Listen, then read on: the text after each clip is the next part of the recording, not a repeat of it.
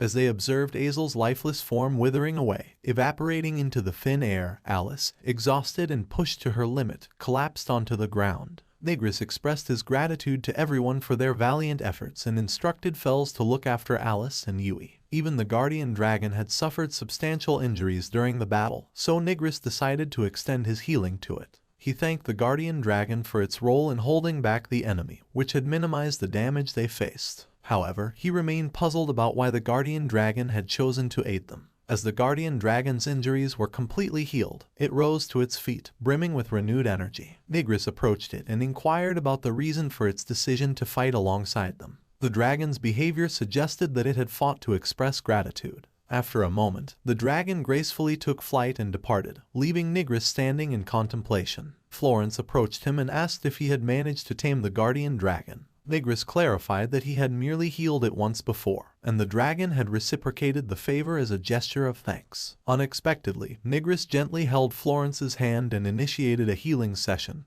catching her off guard. He assured her that if she ever got injured, she should inform him, and he would promptly heal her. This gesture left her visibly flustered. The impoverished neighborhood lay in ruins after the recent events, and the process of rebuilding would demand significant time, labor, and resources. Nigris couldn't comprehend Azel's motivations for causing such destruction, suspecting that he might have become an agent for the demon race who provided him with the magic circle. He resolved not to forgive anyone who sought to undermine their collective efforts to rebuild the community. In the days that followed, everyone immersed themselves in the task of reconstructing the impoverished neighborhood. It was as if the residents there understood the struggles of life intimately, as they continued to wear bright smiles despite the hardships. During a break, Nigris, Alice, and Fels sat together, and Alice questioned Nigris about why he had donated all the money he received from the guild, given how hard they had worked for it. Alice appeared not to have fully recovered from her magical exhaustion, and might need a few more days to recover. At that moment, Nigris inquired whether Alice had been setting aside her money for a world trip, which left her feeling flustered and wondering how he had discovered her secret plans. Nigris explained that Fels had shared this information with him. Fels quickly apologized, admitting that she had overheard Alice's self-doubts about her donation.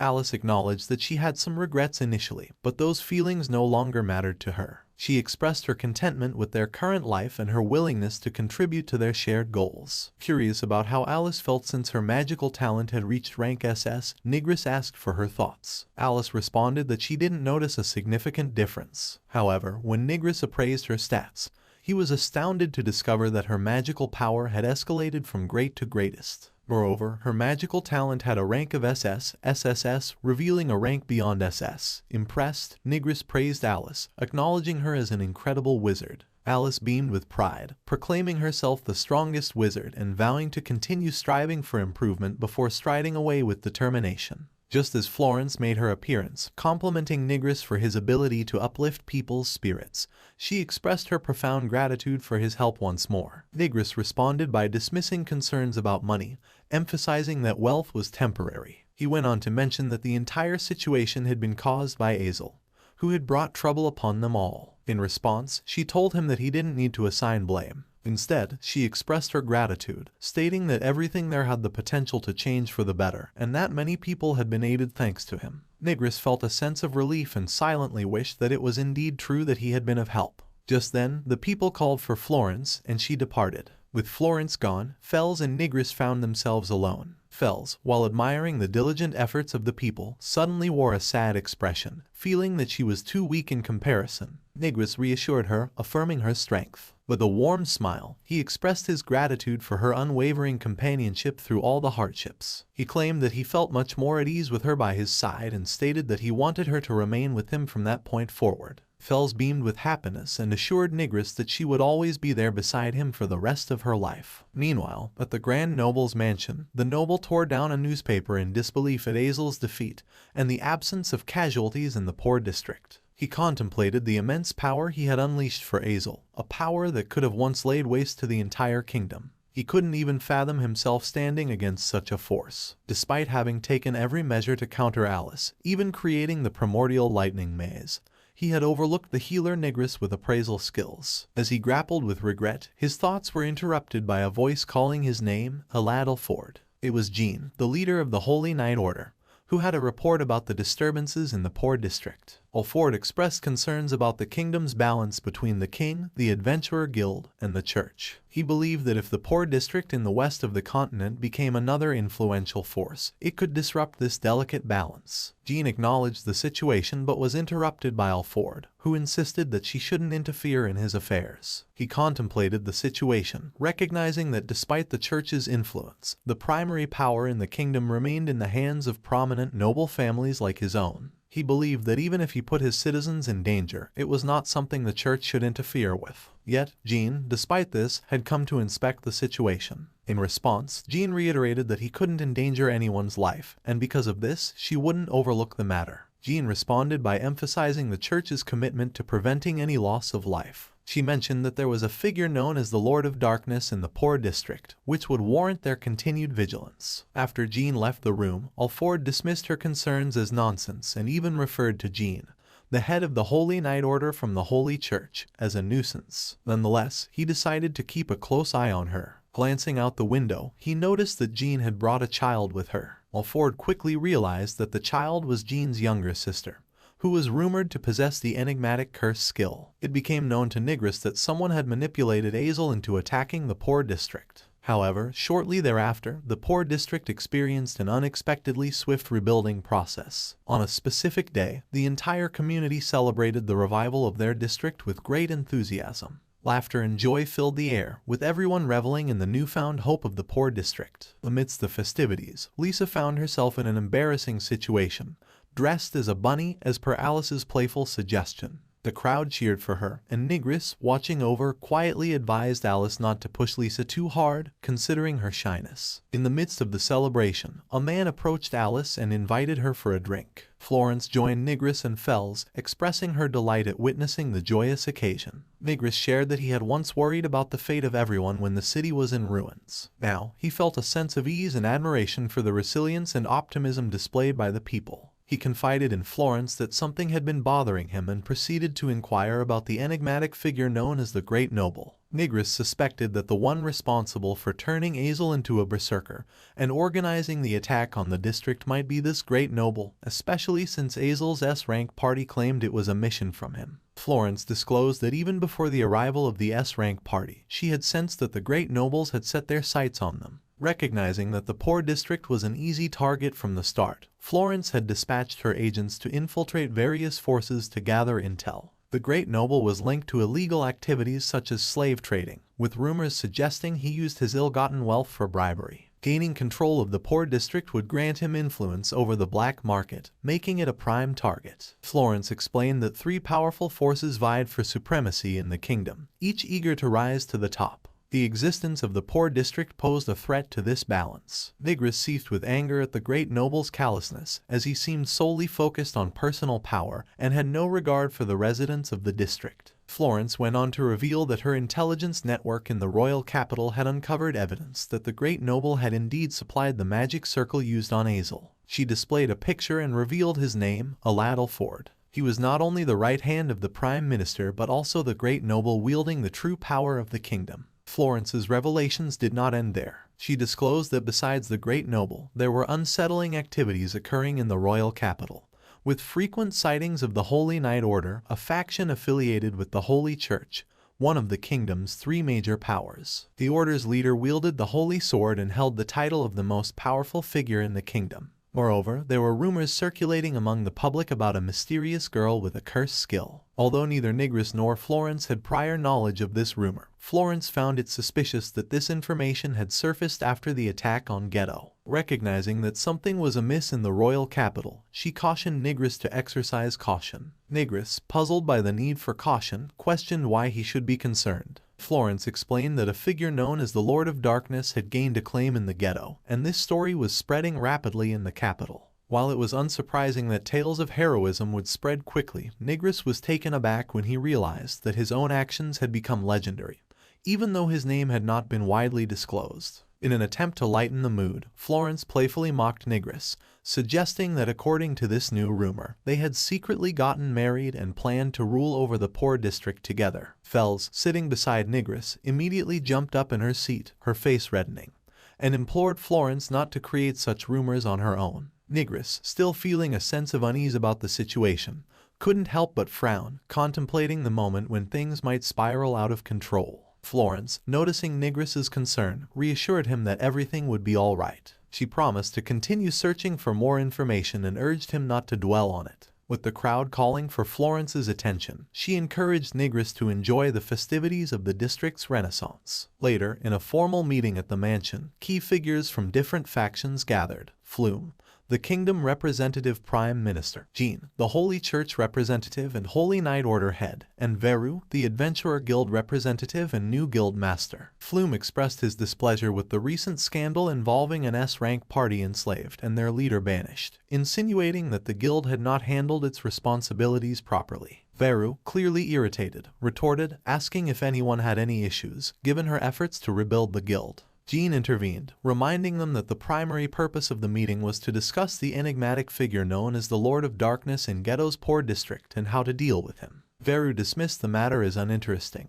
and Flume considered it nonsense, finding it hard to believe that someone capable of defeating a black dragon could emerge from Ghetto. Jean let out a low growl and firmly asserted that Alford was undoubtedly responsible for unleashing the threat. However, Flume, startled, rose from his seat and interrogated Jean, questioning the basis of her conclusion regarding Alford's involvement. Jean clarified her stance, emphasizing that she viewed the situation as inherently dangerous. If the damage from the ghetto were to spread beyond its borders, it could potentially harm the royal capital. Flume countered by suggesting that Jean, too, could face consequences if the poor district gained more power. He argued that even if this Lord of Darkness truly existed, the simplest solution was to eliminate him. Jean, however, countered Flume's suggestion, deeming it too hastily decided. Instead, she proposed capturing and interrogating the mysterious figure. Uninterested in the proceedings, Veru decided to leave, but Jean stopped her. Annoyed, Veru suggested that Jean focus on the rumors surrounding her little sister instead of meddling in other matters. Jean frowned but assured Veru that she would handle any issues involving her sister and advised Veru not to worry. Meanwhile, back in Ghetto, the residents revealed their victory and celebrated the district's renaissance. Nigris grew concerned about the whereabouts of Fels and Florence, as he hadn't seen them for a while. Alice informed him that they had gone somewhere else to spar, which surprised Nigris. He desperately crossed the streets, wondering what had caused them to suddenly engage in combat. Hearing a voice from a secluded spot, he rushed there and discovered both of them wielding their swords. Florence was imparting wisdom to Fels about her strength and noted that Fels relied too heavily on magic, even for a magic swordsman. She emphasized that, with her current swordsmanship, she wouldn't improve further. Nigris, realizing it was a training session, quietly observed. Florence questioned Fels about her determination, as she was already quite strong. Fels shared her recent experience, explaining that she still felt inadequate compared to others and desired to become stronger to protect her comrades and remain at Nigris's side. Florence, puzzled, inquired why Fels had chosen her, whom she believed Fels disliked. To this, Fels clarified that she didn't hate her at all. As their training continued, Nigris thought to himself that Fels looked genuinely happy when she had the will to forge her path, and he quietly left the scene. The scene then shifted to the manor's garden, where Jean's sister was playing. Suddenly, Alford appeared behind her, wearing a sly smirk. On the day of the three-force meeting, the promise between the two sisters was made. Jean informed her younger sister that she was attending an important meeting and asked her to wait patiently and behave well. She instructed her not to engage with anyone and, most importantly, not to remove her gloves under any circumstances. After these explanations, Jean left her sister and proceeded to the meeting. Shortly after, the young girl overheard some children discussing the cursed girl and expressing their unwillingness to encounter her. Alarmed by these conversations, she hid behind a statue. At that moment, Alford appeared in front of her, inquiring if her older sister had gone to the meeting.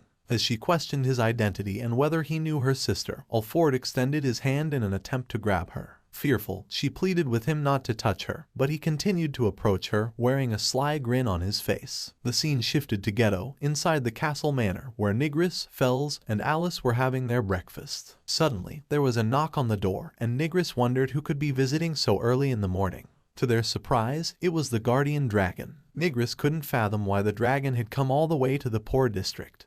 But when it lowered its head, they saw the unconscious figure of Jean's sister on its head. The dragon had found the girl in the guardian forest and decided to bring her to the ghetto, hoping Nigris could help her. As the dragon gently placed her in its hands, Nigris noted that she appeared to have exhausted a significant amount of stamina, with several wounds on her body. He quickly used his healing abilities to mend her bruises. Nigris then decided to let her rest in one of the cleaned empty rooms within the castle. After some time, when she awoke and inquired about her whereabouts, Nigris, Fels, and Alice were overjoyed, but it startled the young girl. Nigris explained that she was in the poor district ghetto, and a dragon had rescued her when she fainted in the forest. Due to her injuries, Nigris had healed her. He introduced himself and asked for her name, to which she replied that her name was Altera. When Nigris inquired about her home and family, she revealed that she had no recollection of them, and her memory was hazy. Concerned about her memory loss, Nigris contemplated seeking information from Florence. Fels noticed her gloves, and Alice identified them as rare sealing gloves, bearing the emblem of the Holy Church. These gloves were super rare items used to neutralize magic and skills. Nigris was puzzled as to why she possessed such an item and decided to assess her status. However, upon doing so,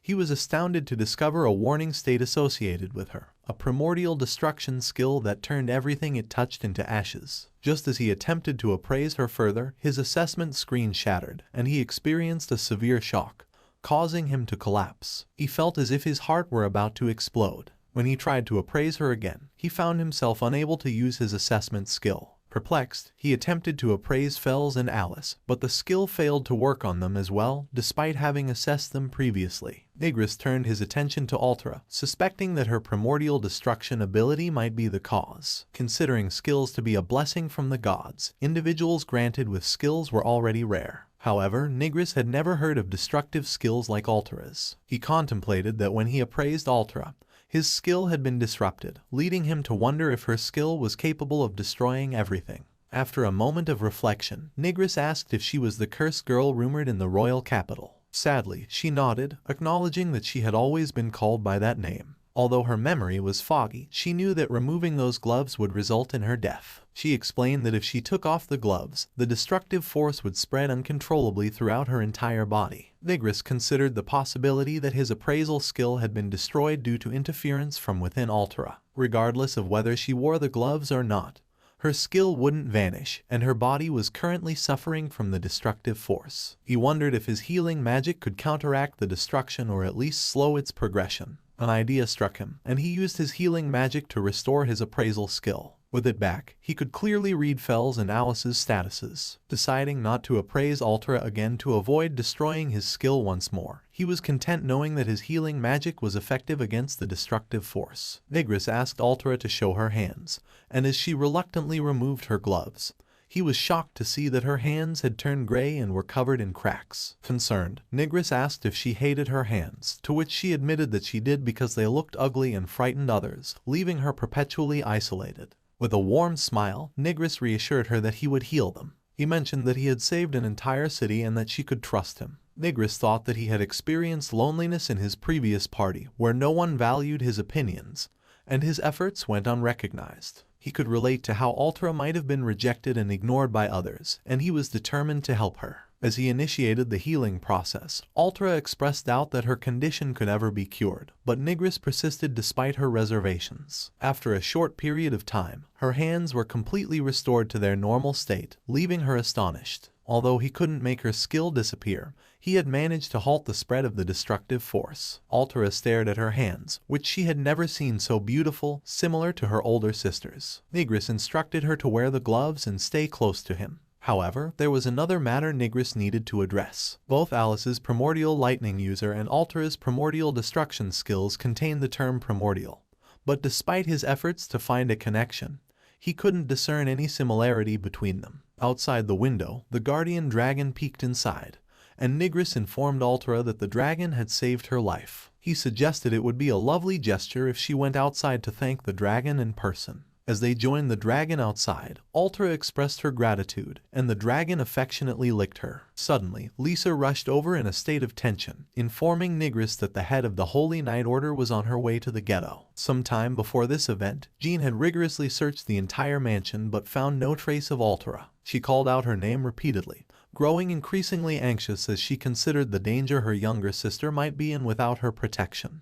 Their country had attempted to harm Altera upon realizing the destructive power she wielded. However, they had agreed to spare her life under the condition that a wielder of the holy sword like Jean would keep a close watch over her. She regretted leaving Altura alone, fearing that something might happen to her, and now her worst fears seemed to be unfolding. Jean braced herself, determined to find her sister no matter what. With resolve in her heart, she ventured into Ghetto, believing that Altura might have sought refuge in the slums. After some time, Florence and Jean found themselves facing each other. Florence questioned Jean's purpose for being in the Ghetto, to which Jean replied that she believed her sister was there and that she had come in search of her. Florence, seemingly indifferent, claimed to know nothing about Jean's sister and insisted she leave the area. In response, Jean warned that she would resort to violence if necessary. Before their confrontation could escalate further, Nigris, accompanied by Altura and others, arrived on the scene, diffusing the tension. Jean's heart swelled with relief as she saw her sister among them. She extended her hand towards Altura, asking her to return home with her. However, to her astonishment, Altura questioned who she was and retreated behind Nigris in fear. Jean, desperate and bewildered, questioned if Altura had truly forgotten her. Nigris intervened, explaining that Altura had lost her memory and only retained fragments of her name and her unique skill,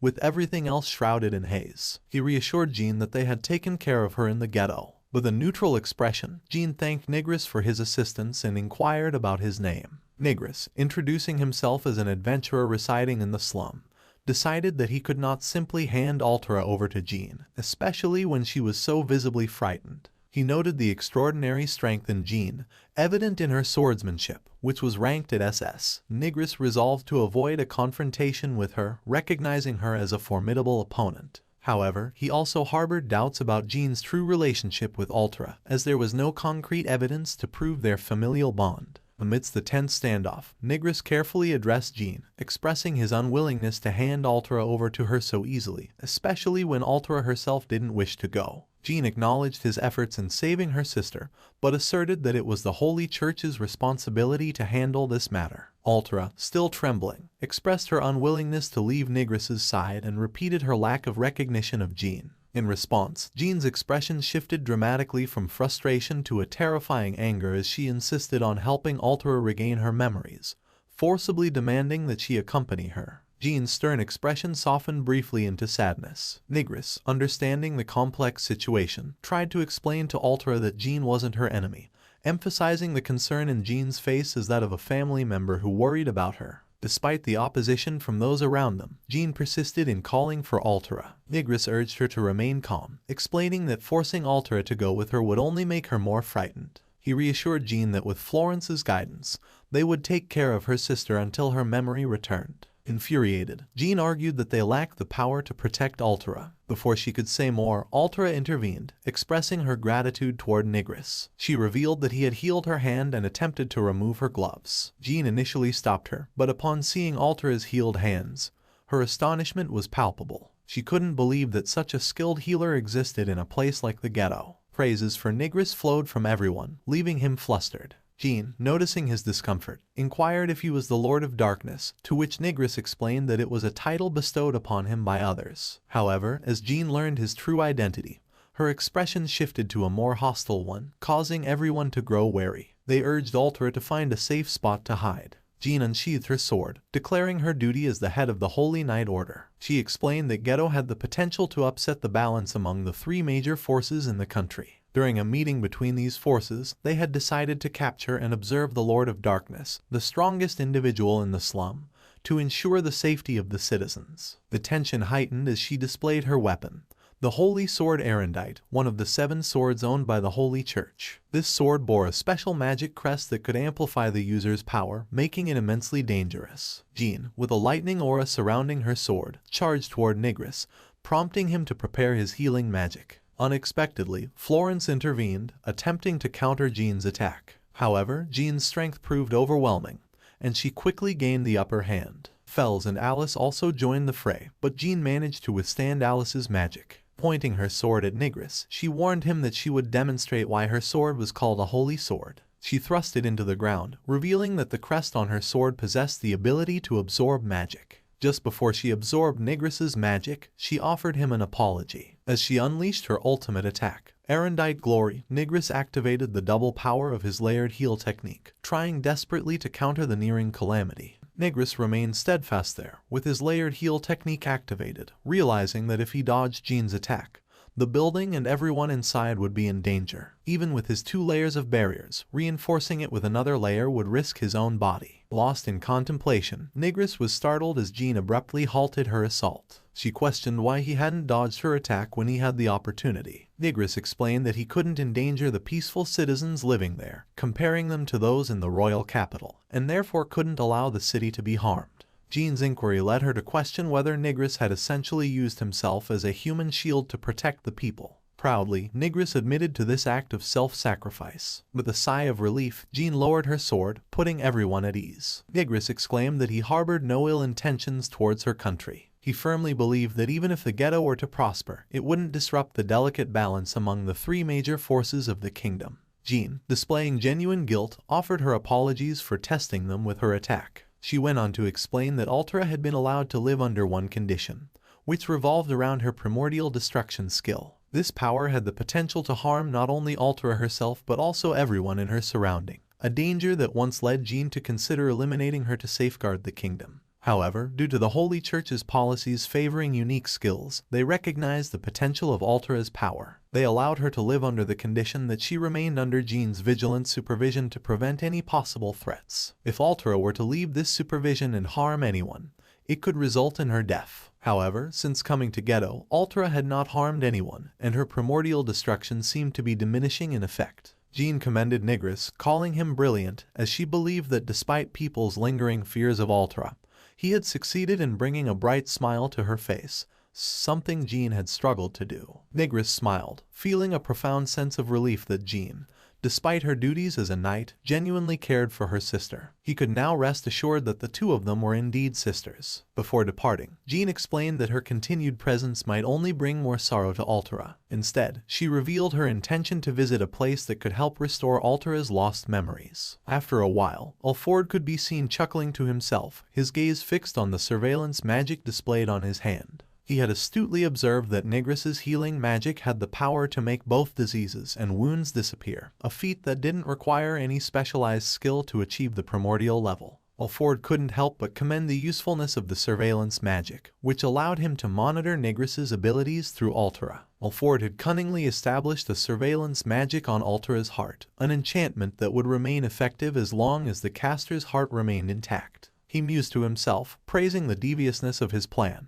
Even the guardian dragon, under his command, had sought Nigris's assistance. Alford considered himself fortunate that Nigris had a habit of helping those in need, as it allowed him to keep tabs on Jean and others without arousing suspicion. Just then, the door creaked open, and an enraged Jean entered the room. She questioned Alford, her anger palpable, asking if he was the one who had led Altera to that place. In a mocking tone, Alford commended Jean for her unwavering love for her sister and casually remarked on Nigris's strength. Jean advanced towards him, brandishing her sword menacingly. Alford, maintaining his composure, acknowledged her reasons for leaving Altera in their care. He produced a paper from under his desk and read aloud the fabricated agreement that had been crafted, leaving the cursed child to the Lord of Darkness, threatening the peace of the entire royal capital. Alford informed her that, as the Prime Minister, he was obligated to report this to the Holy Church. As Jean attempted to snatch the paper from him, questioning how he could dare to fabricate such a report, Alford deftly pulled it out of her reach. He implied that he wondered what might happen to Altera if he sent that report. Jean, visibly distressed, demanded to know why he had brought Altera into this situation.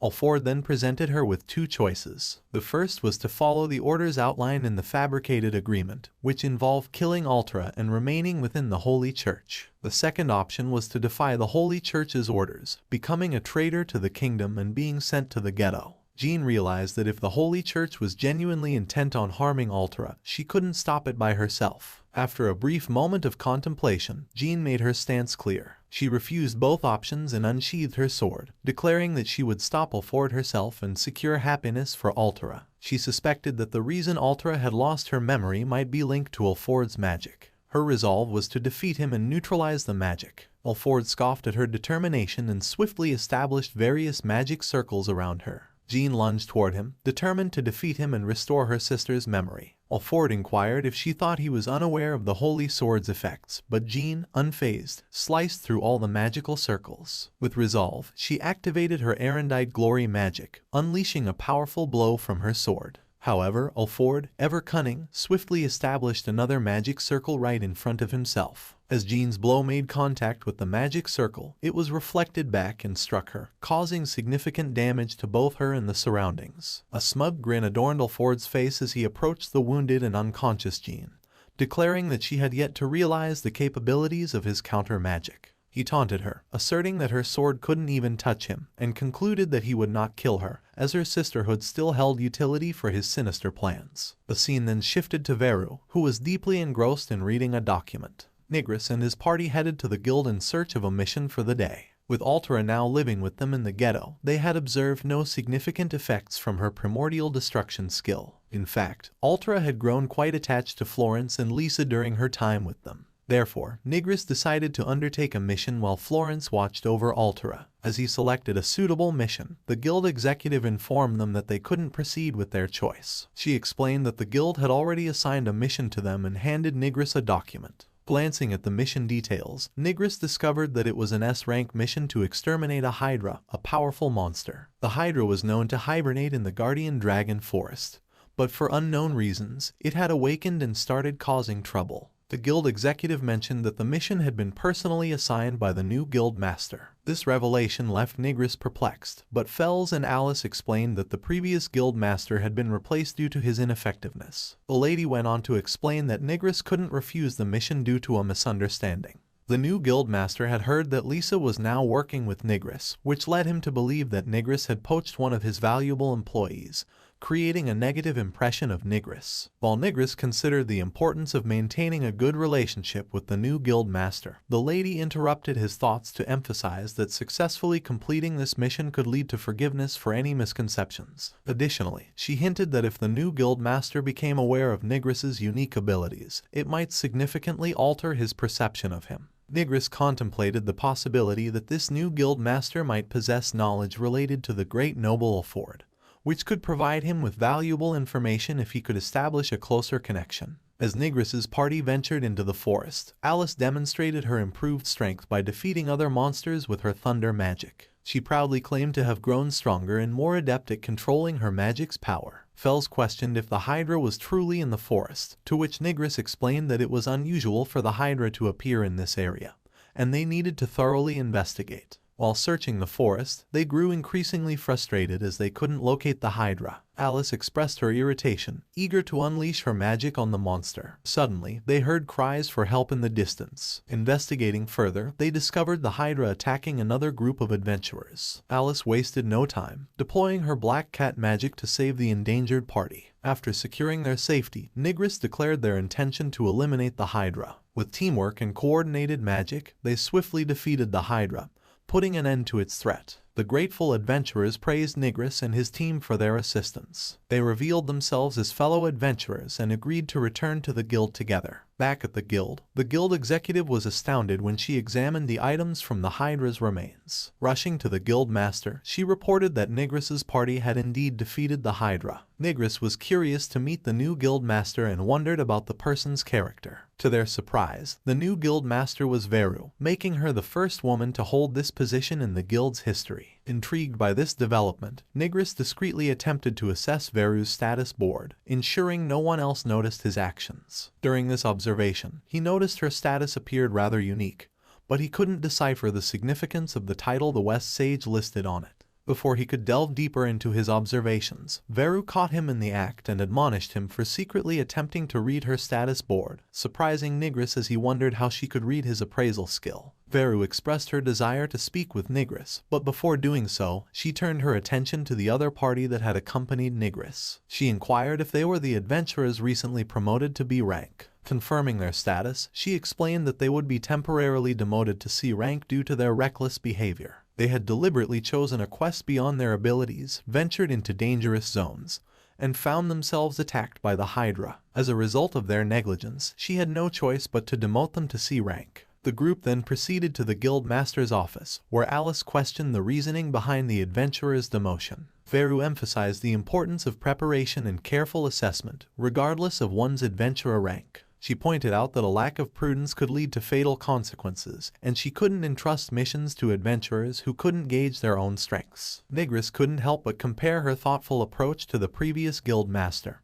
who had focused solely on strength and achievements without considering individual abilities and suitability for different ranks. Veru then proceeded to explain the dual purpose of the Hydra mission she had assigned to Nigris's group. Firstly, it served as proof to facilitate their promotion. She admitted that it wasn't her doing but acknowledged the many unacceptable actions of the previous guild master. She personally reviewed Nigris's accomplishments to ensure he received the recognition he deserved. Grateful for her assistance, Nigris inquired about the second purpose. Veru handed him a document that contained shocking information. It stated that due to Altera's threat to those around her, specifically her primordial destruction ability, she was to be executed. Nigris was utterly astonished by this revelation, and Fells and Alice expressed their disbelief, questioning how Veru could condone such a terrible act. Veru clarified that this order came directly from the Holy Church, and Nigris couldn't fathom how this information had leaked, as he had not shared Altera's situation with anyone else. Veru reassured them that despite her appearance, she was quite intelligent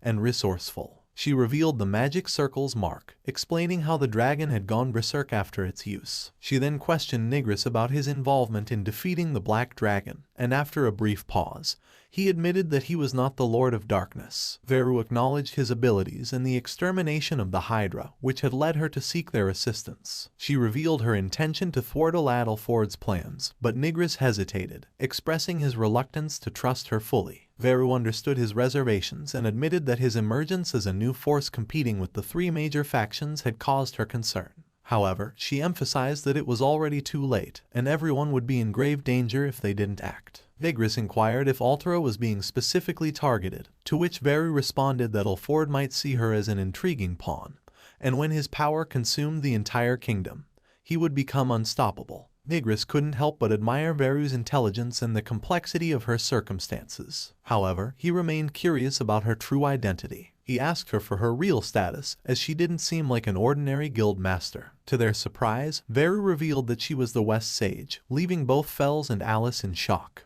The kingdom had 4 sages affiliated with the Adventurer Guild, representing the North, South, East, and West. Their activities and whereabouts were shrouded in secrecy, and they were considered the last resort of the Adventurer Guild due to their immense power, abilities, and enigmatic nature. Fells expressed his concern, wondering what sinister plans Alford had concocted to prompt the West Sage's intervention. Veru disclosed that Alford's target was none other than the library in Ghetto. When Nigris asked why Alford was targeting the library, she explained that it housed a magic crest capable of unleashing devastating magic. There were 7 holy swords in the kingdom, each engraved with one of 7 magic crests. However, the library held the 8th, known as the Pure Crest, containing one of the most potent magics in existence. Nigris realized the catastrophic consequences if Alford were to obtain this Pure Crest, far surpassing the threat posed by the Black Dragon. Veru emphasized that they must retrieve the Pure Crest before Alford gets his hands on it. Meanwhile, Alford grinned with anticipation,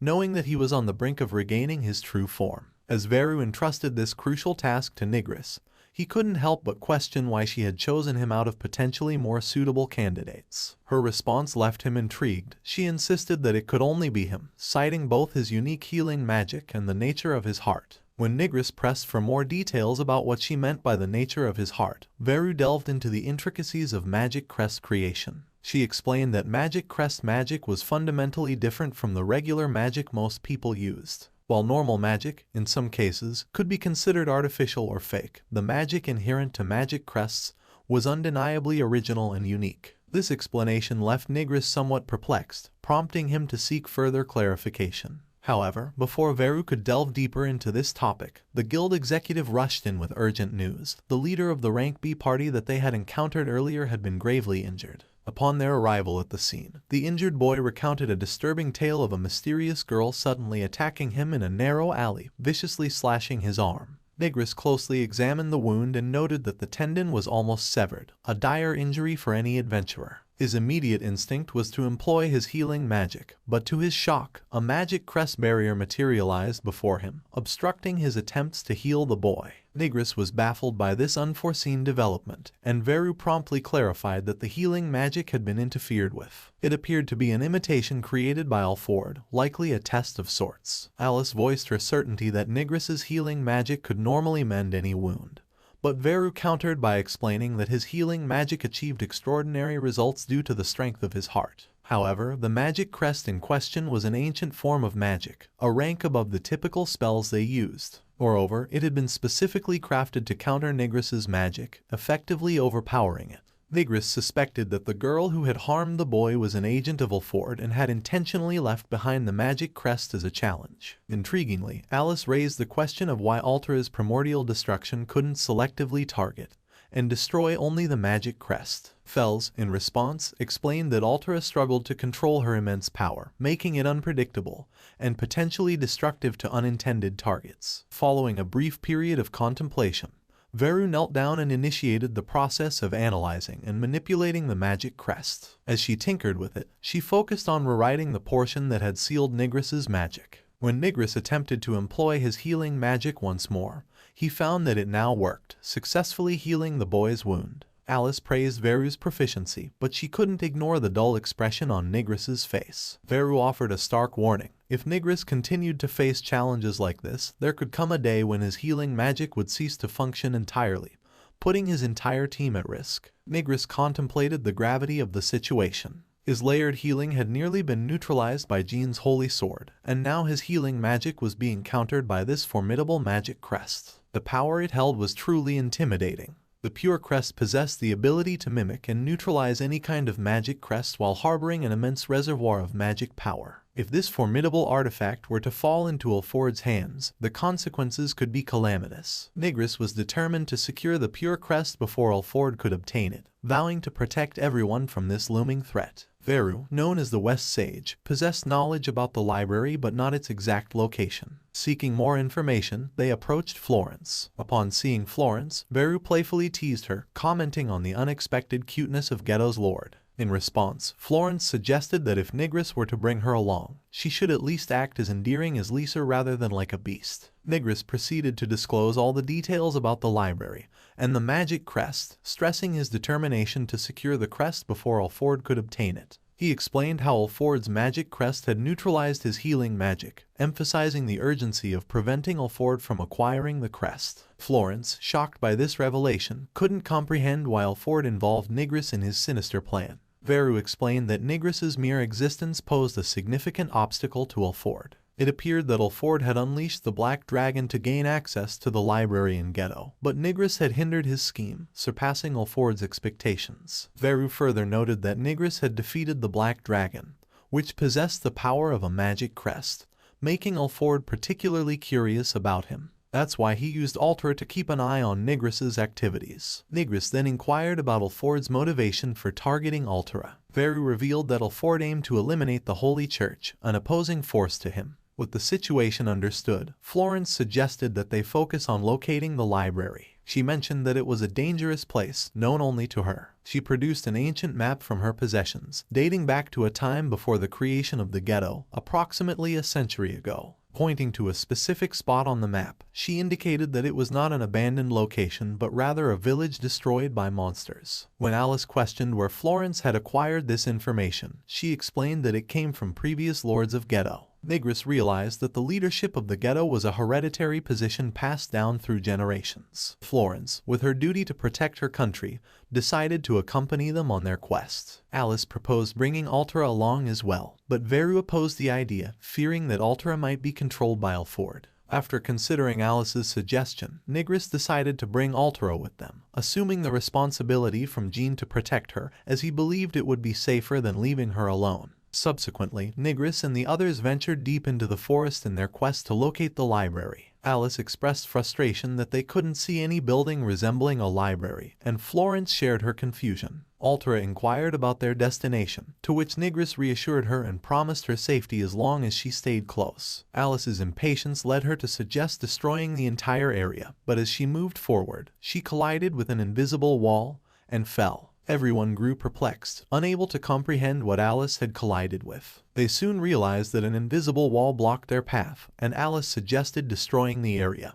But Nigris cautioned against it, fearing the consequences. Veru proposed an alternative solution, using Altera's abilities to break the invisible barrier. Altura willingly offered her powers, eager to assist in challenging situations. Placing her hands on the wall, she shattered it, revealing the grand library concealed behind the invisible barrier. With the invisible barrier shattered and the path to the library now open, Nigris couldn't help but pat Altura on the head and praise her, which brought a bright smile to her face. The group entered the abandoned library, and as they ventured deeper, they began to doubt whether it truly was a library since there were no books or obvious indications. However, as they moved forward, one of Florence's steps accidentally triggered a button on the ground, causing the central floor to shift and reveal a large pit beneath it. Peering down, they discovered a staircase leading further below, which made them wonder if the library was hidden underground. They descended the staircase and eventually came upon another door, heavily fortified with multiple layers and engraved with a powerful magic crest. Nigris attempted to open the door, but its incredible toughness hindered his efforts. He briefly considered using Altura's primordial destruction but decided against it, fearing it might destroy the entire building.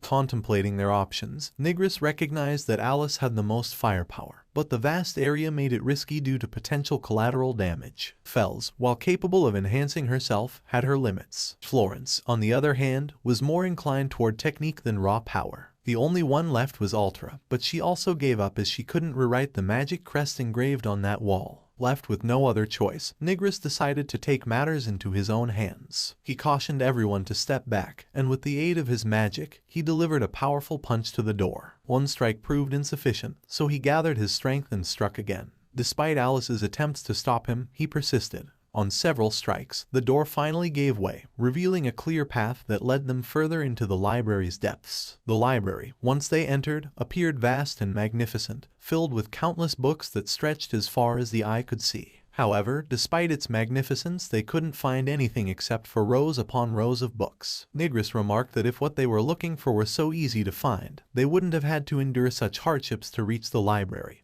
and the magic crest they sought was undoubtedly hidden somewhere within these walls. As they searched through the ancient books, frustration began to set in. The books were written in languages that had long fallen out of common use, making them nearly unreadable. Alice grew weary of the search, and Fels pointed out that many of the books had aged and the letters had faded over time. However, what truly struck them as odd was the pristine condition of the library itself. Despite the passage of time, there wasn't a speck of dust to be found on any of the books or shelves. Florence shared their concerns and speculated that someone had been caring for the library over the years. Her deduction was further supported when they heard an unusual noise and looked up to find a small creature that resembled a fox with multiple tails. Veru identified it as the creature mentioned in a book, one that had supposedly existed for 100 years. However, the creature they saw was black, contrary to the book's description of a white fox. Veru suggested capturing the creature for research, while Alice downplayed any potential threat it posed. Suddenly, the creature sprayed water from its mouth, shocking Alice and making her wonder if it possessed magic abilities like them. In the commotion, the creature leaped at Alice, knocking her down. Fels attempted to catch it, but it proved too agile. The creature eventually landed on a pile of books in front of Altura,